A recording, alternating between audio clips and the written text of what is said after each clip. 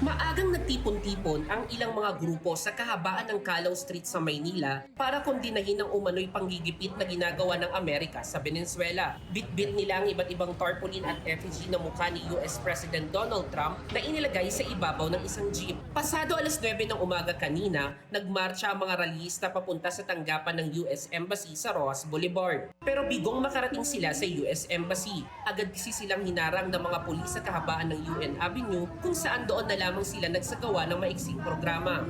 Ayon kay World Beyond War Asia organizer Jay De Jesus, ikinabahala nila ang pag-atake sa Venezuela at pagdampot kay President Nicolas Maduro kasama ang asawa nito dahil lamang sa akusasyon na narco-politician ang opisyal. Naniniwala siya ang gera na ito ng Amerika sa Venezuela ay bahagi ng pambubuli ng Amerika sa mas marami pang bansa. Ayon sa Defense Ministry ng Venezuela, hindi bababa sa 80 katao ang nasawi ng atakihin ng US ang Venezuela at arestuhin si Maduro. Dapat daw tutulan ng Pilipinas ang ganitong karahasan ng Amerika at payagan sila na magkaroon ng dialogo hinggil sa nasabing issue dahil magriresulta raw ito sa kawalan ng importansya ng batas sa buong mundo sa usaping West Philippine Sea.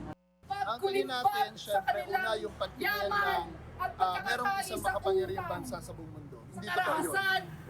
Dapat tayo lahat bilang isang buong daigdig ay pantay-pantay na namumuhay.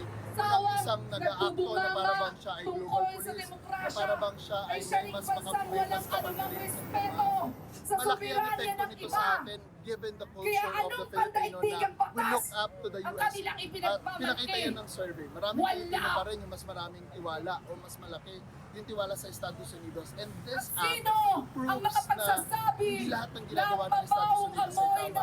Lalo na kung makakaantay ito sa karapatan ng mamamayan na mabuhay ng malaya, mabuhay ng ligtas, at mabuhay ng malayo sa kapahamakan. Nasa mahigit 100 individual ang lumahok mula sa kilusan para sa pambansang demokrasya, pagkakaisa ng kababaihan para sa kalayaan, Youth for Nationalism and Democracy, Workers for People's Liberation, Lupa Pilipinas at Pangisda Pilipinas. Bahagi rin ito ng Global Day of Action in Solidarity with Venezuela ngayong araw. Para sa Agenda Weekend, Ryan Reloban, Abante!